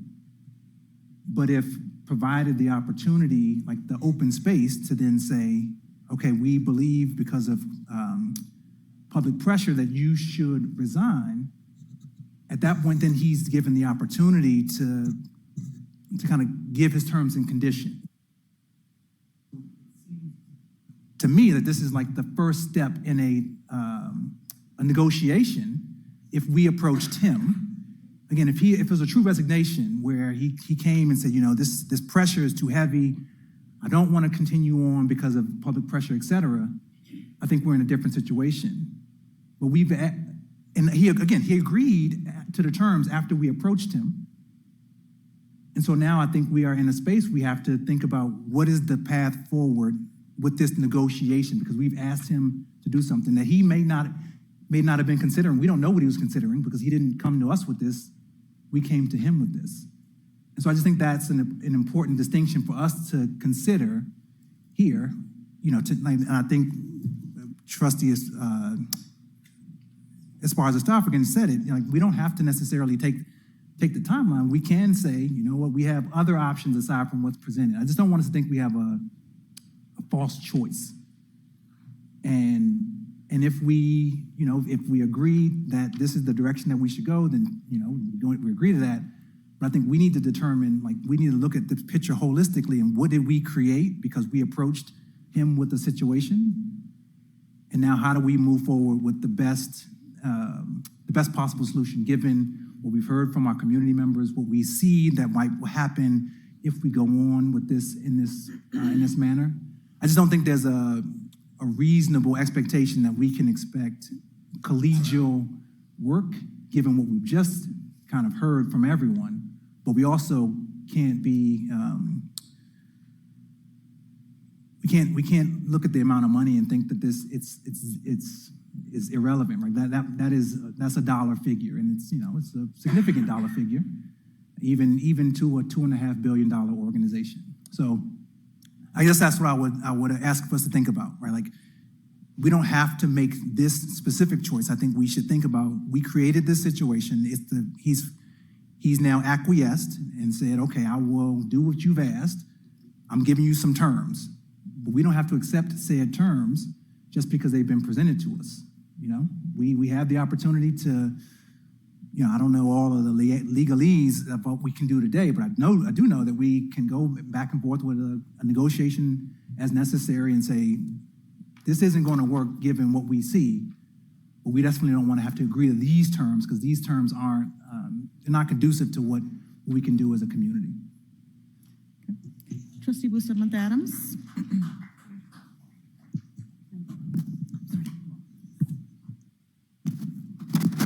Thank you, Madam President. I'd first like to say thank you to the mayor and the Henderson City Council for allowing us to have this meeting here. Thank you. I appreciate the business community being here. as well. It's important. Thank you to everyone who sent an email, a text message, a phone call to be able to state your opinion. So thank you. And I want to say thank you to my colleagues who were involved in the conversation. I was not, but that's part of the trust that we need to develop amongst each other to give you the benefit of the doubt. I do want to say that in the last couple of weeks, I have been to preview Las Vegas. I have been to the LVGA meeting to talk about the future of where we're going as an economy, as a Southern Nevadans. And I think that we need to take that into consideration. I agree, Trustee Brooks, that there is a lot of history here. There's a lot of people who have put the superintendent in that kind of position, a lot of animosity. But I'm going to tell you that people are paying attention outside of this room on how we determine who we pick as the next leader. So we need to keep that in mind, because the people that are going to come forth to speak, still on the other agenda items, we need to think about the kind of leader that we're going to attract. And if we're not unanimous in our decision, it's going to continue to divide and cause a wedge between, the 7 of us and the 11 of us, right? And we invested in ourselves a couple of weeks ago to talk about student outcomes. We said that we were going to be committed to go to the community, not just certain stakeholders, but other stakeholders that Ben and AJ are putting together for us, because we all gave our input and did our homework, and go out and get that information, because Southern Nevada, we are rebounding, and we are one of the most attractive spaces to attract companies at high wages and at high skills for our students. So we need to keep that in mind. I am having a hard time stomaching the amounts. I know it's hard for us to have this conversation in front of everybody watching and talk about our business, but I would say that if we do not do it diligently, I agree about cutting our ties. We're in a pivotal moment right here. We can either make it a circus, or we could really be the board of trusting one another to pick the next leader. And so I would accept the resignation. I cannot stomach the amount. I would want to have a conversation, like Trustee Johnson said, about what are we actually asking, and then bring it back. But I do know that we need to be swift, we need to be decisive, and we need to cut our loss and move forward. And that's going to take a lot of courage. But I do trust my colleagues. I've appreciated being here for 12 months. And this is either going to set us up to do those student outcomes that we were talking about or not. And I think we're on that path. And so I just appreciate you guys that we're having this in front of this discussion in front of the public, because I know it's not easy. And it's not like the legislature where you get to talk in the caucus and then come out with your position. But a little extra time with what Trustee said about making sure that we understand the conditions, I do support cutting our ties and moving forward, because as Southern Nevadans in this region, we're headed in a monumental moment with our economy, and we need the leader to know what we value and how we want that person to interact with the community. So that's my 2 cents. I believe Trustee Cavazos is in the queue, followed by Trustee Brooks. Again, I will defer to if you have not spoken, Trustee Brooks, you can go first. Thank you. Trustee Brooks? Thank you, Madam President. Trustee Bustamante Adams actually stole many of my points. We just committed to 2 years of work focusing on student outcomes. To do that, we need stability. We have already started this, but it doesn't seem like it's definitely not going to be here in 5 years, right? So it doesn't seem like you would want to embark on this journey with somebody that you know is not going to be here for the whole time. And to clarify, just point blank, that the superintendent was the person that was approached. So he is willing to stay until 2026. If that is what the community desires, but based on what I'm hearing, I don't think that's the case. I also don't think it's productive. I think that there is so much animosity in this state right now. I hate to say this, but we should just tie it to him and let him walk out the door. Because the people who are actually advocating for this and who are saying that we should take a different path, it wasn't that long ago that they actually approached me directly and said, pay whatever it costs. Now they're moving the goalposts because, like, I just don't think that that is, man, that's not fair, right? You advocate to walk someone out the door, pay them 100% of the contract, and it happens, we actually compromise, because I agree, I think all the way his contract would be kind of insane. So this is a compromise. And it's a compromise he was willing to take, but now those same exact people are saying, don't pay him anything. So I want you to keep that in mind, that there's not going to be a solution that actually anybody, even if they say they're happy right this moment, that they're actually happy with, because they just moved the goalposts. And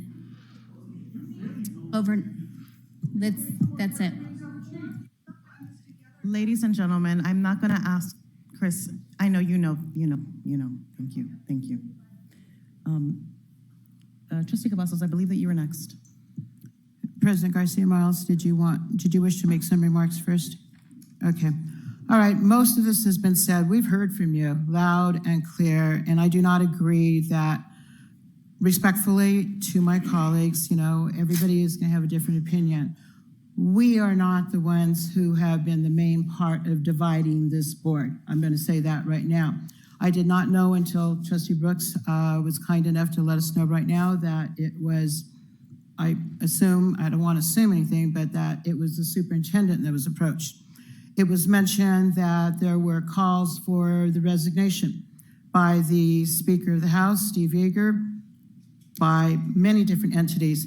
However, I do not recall seeing Speaker Steve Yeager call for a buyout that was, I believe it's going to be something, don't quote me on this. I don't know the exact number. It's not 395,000, it's somewhere about 460,000 with benefits, et cetera, et cetera. That's close to $500,000. So, and again, in respect to my colleagues, because I know that this is very difficult, it is not difficult for me to speak in front of you guys. I would have every single meeting in front of you guys if I could. It is difficult for me when I am left out and other colleagues of conversations that should be together with our board attorney who represents us, but is representing us with these items that have been put on the agenda, not just this one. So I do not see this as an embraceable concept, and I cannot support a payout.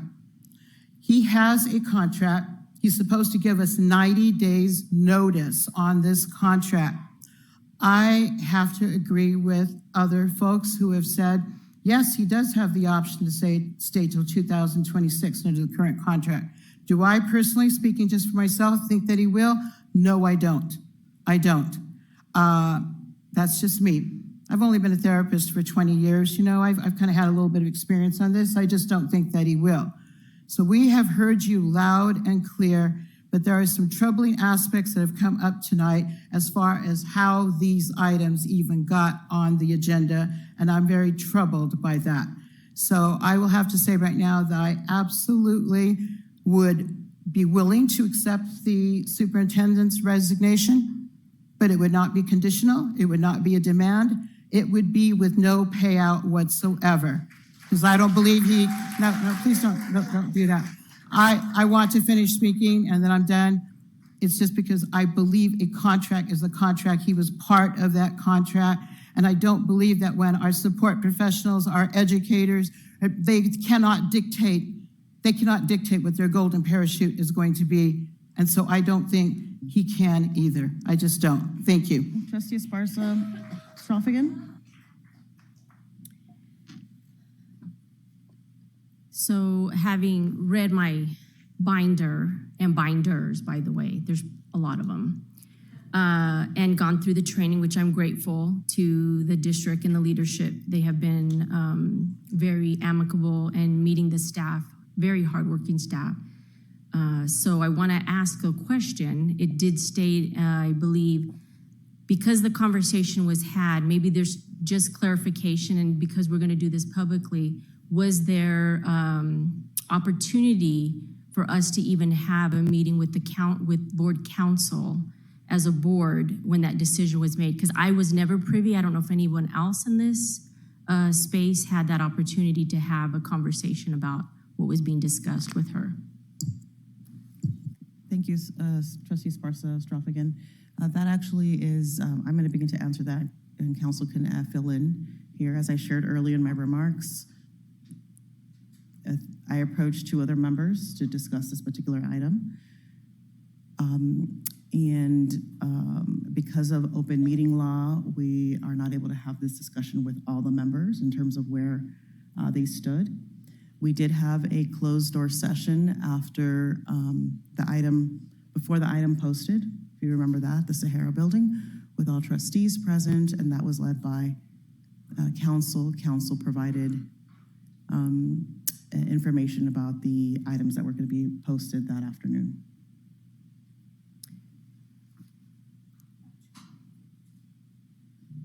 So I just want to make sure and clarify that even though I may have been physically in that space, I was not asked about my opinion or how I'd weigh in. And so I just want that to be put on record. And so that was not up for discussion, even though we were permitted to have conversation about the agenda item. Correct. None of us were asked. No one, aside from the individuals who knew that we're bringing the item, were asked for their opinion or insight. That was intentional. We discussed that during closed session, and we ensured that we said that we would agree to having a public discussion about this item due to open meeting law. I believe, Trustee Zamora, you're on the queue. Just want to ask a question. Could there have been a closed session before you approached the superintendent to let the board members know, since he's our one employer? Thank you, Trustee Zamora. I'm going to turn it over to council.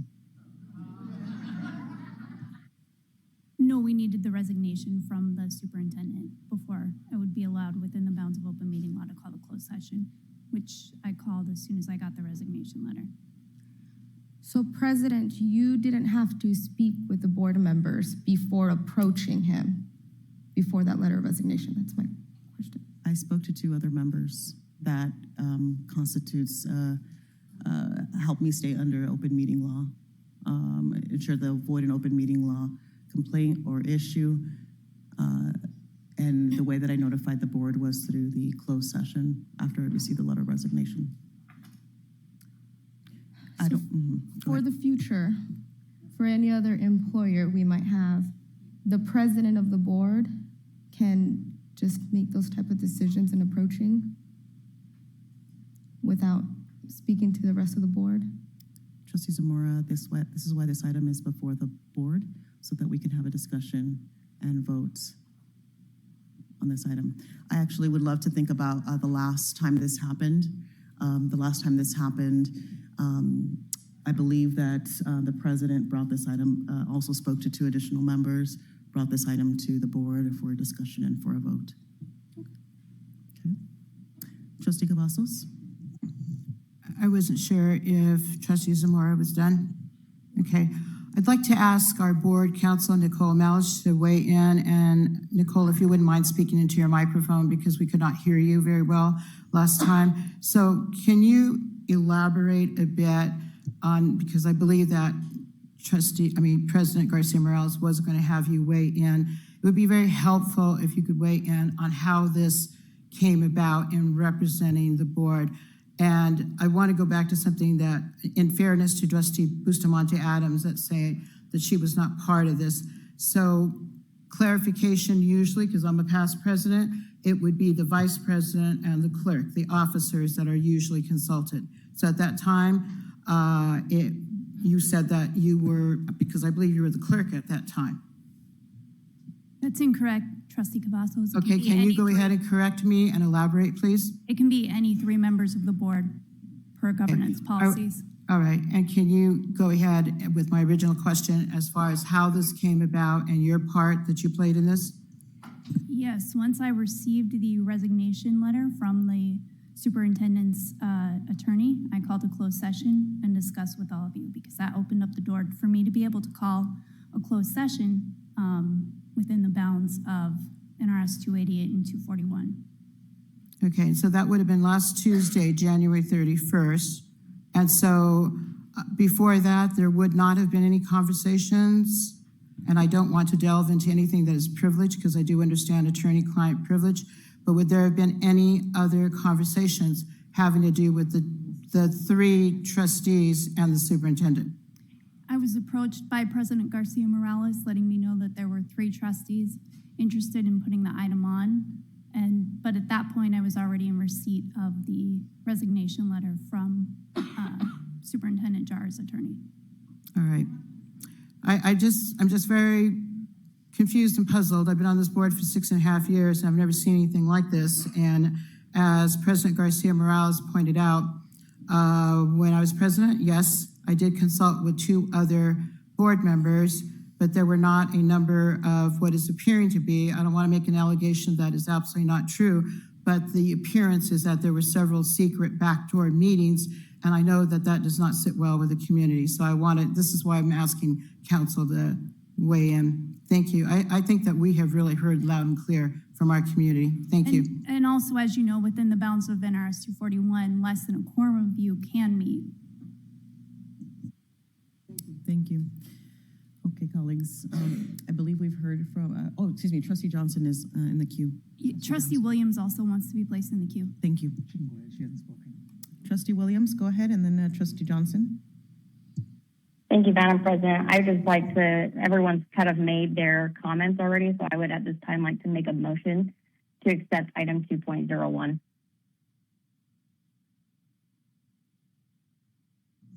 Thank you, Trustee Williams. To be clear, I believe you're asking for a motion to accept item 2.01.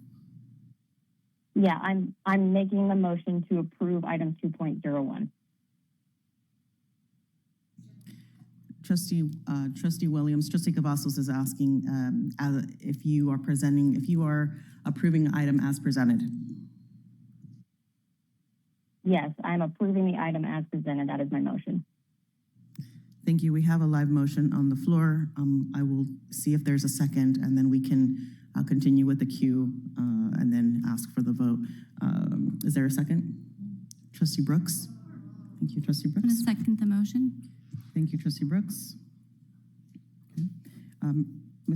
Trustee Johnson, I believe you're in the queue. All right, so I know the process, we discussed how the process came about. I think I just want to make sure we don't have to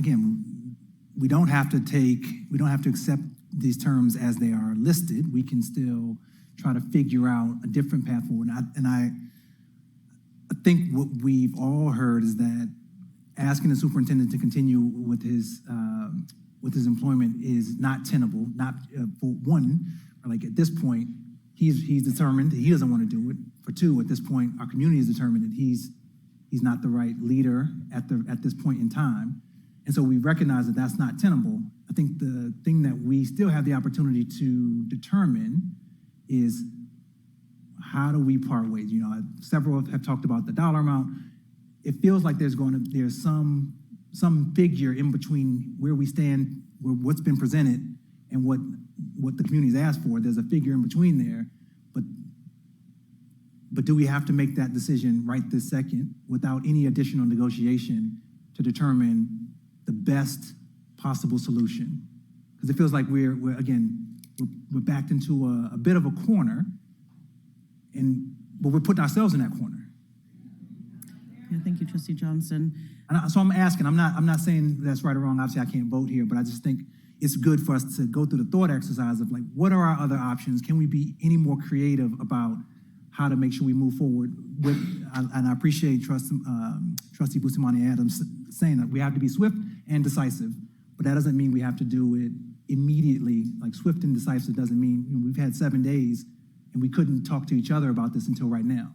So I think we just have, maybe there's more discussion of like, what is the middle ground right now so we can all move forward, understanding that the path to having him continue is not that, right? Like, that's, I think we all agree there, given where we sit. Thank you, Trustee Johnson. I want to acknowledge that we have a live motion on the floor. And Trustee Watson also wants to provide some remarks. Is that correct? And then I'll respond to, attempt to respond to your question. Thank you, Madam President. Just real quickly, when did we approach him about resigning? That, just for timeline's sake.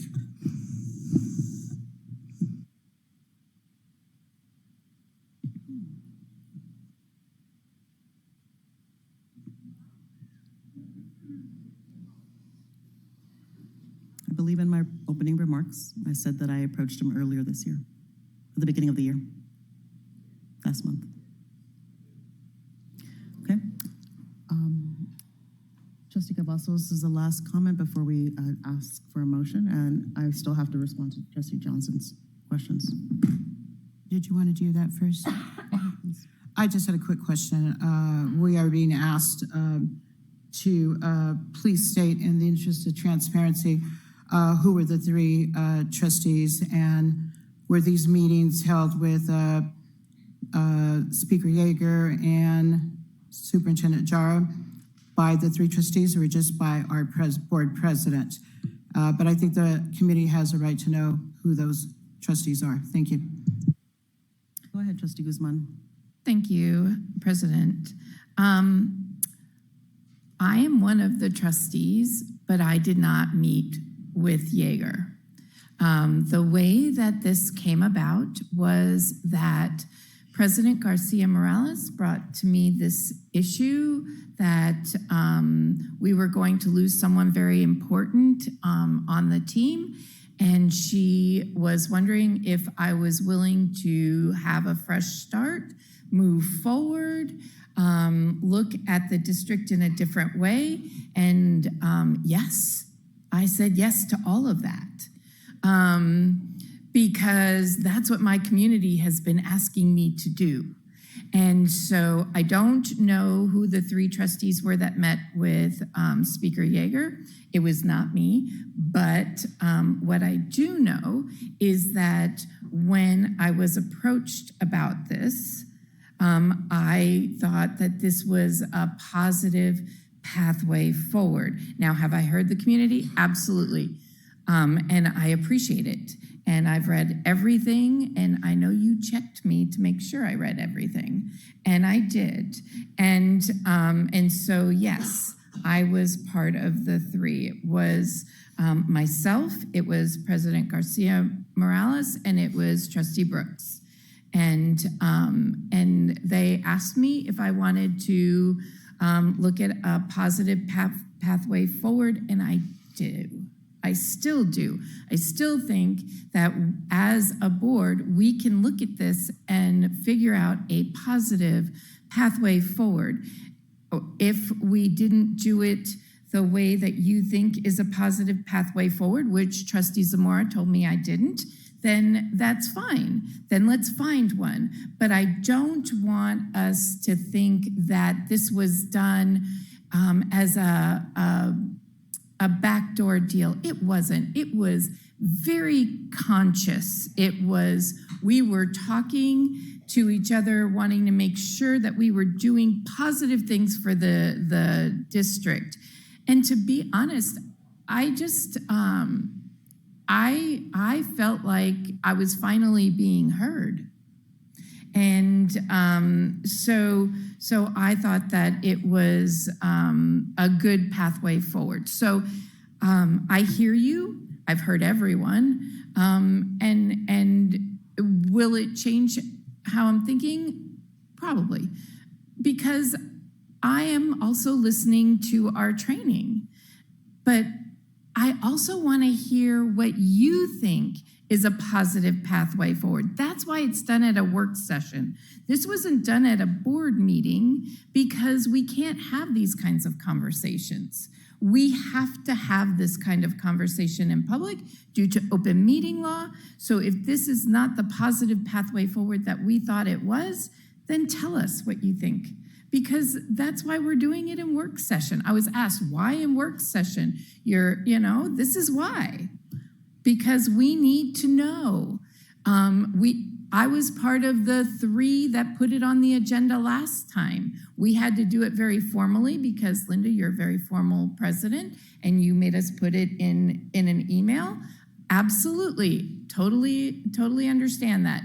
This was not done formally, but it's still this. It was still the same process. It was still with the same thought process that we just want to move forward. We want to do what's good for kids. We want to follow what AJ has been teaching us, and I honestly want your input. I want to tell the community I'm grateful to everyone who called and texted and emailed me because I read it all. I did take the time to answer the calls because I care, but I also want everyone to understand that because I care, that's the reason why this is on the agenda. And so if anyone has anything that they would like to say, please say it. Yes, and we have Trustee Sparza Strofagan in the queue. Colleagues, I just want to remind us that we have a live motion, and we need to, I don't want to have to call a question just yet, but I'm hoping that Trustee Sparza Strofagan will be the last one before we take a vote. Thank you, President Garcia Morales. Didn't think I'd be the last comment before a vote because I was hoping we wouldn't have to get to this space and really come up with a compromise and other options. I want to follow up with Dane, Trustee Watson's question. I really want to be clear on when that conversation had been had with Superintendent Jara specifically, like what month. I don't need a date. I'm very concerned because as a new trustee, I did swear in as an oath, and I want to make sure we're not violating any part of this process so that it can come back to us and he could come back to us and try to strong arm for more additional funding from our district. So basically my question is, what exact month did that conversation happen with Jara specifically? January. Thank you, Trustee Sparza Strofagan. Thank you, Trustee Guzman. All right, colleagues, we have a motion on the floor to approve item 2.01. That is motion by Trustee Williams, a second by Trustee Brooks. I'm sorry, what is the confusion? What's the, okay. We have a motion on the floor to approve item 2.01, motion by Trustee Williams, second by Trustee Guzman.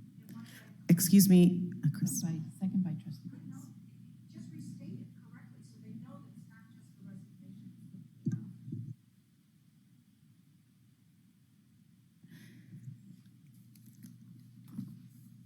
Item 2.01, the resignation of the superintendent, discussion and possible action on the approval of the conditional resignation of acceptance for the third-party agreement to the employment agreement between the Board of Trustees and Dr. Jesus Jara.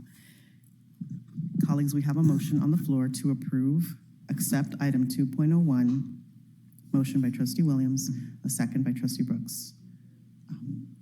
Members, please cast your vote.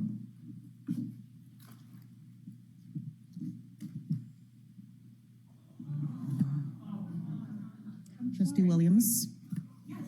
Aye. Trustee.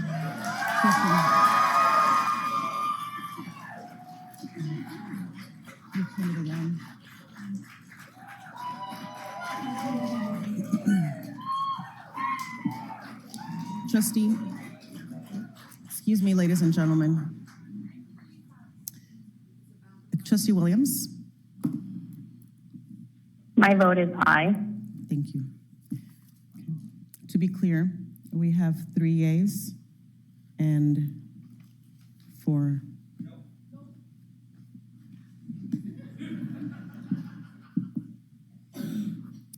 4 noes. That motion does not pass. I want to keep to it. No, actually, I'm going to ask council, can I enter into closed session at this time with my colleagues? Okay. Very good. Colleagues, at this time, we're going to go back to the back room. I'm asking for a recess in order to have a closed session. Can we set a time limit on the recess? I will make 7 o'clock. before 7 o'clock. I'm sorry? We will be back before 7. You gotta give them a time. Time. you have to give them a definite time. You have to give them a definite time, she says. Ladies and gentlemen, we'll be entering into a recess until 7 p.m. Thank you very much. This meeting is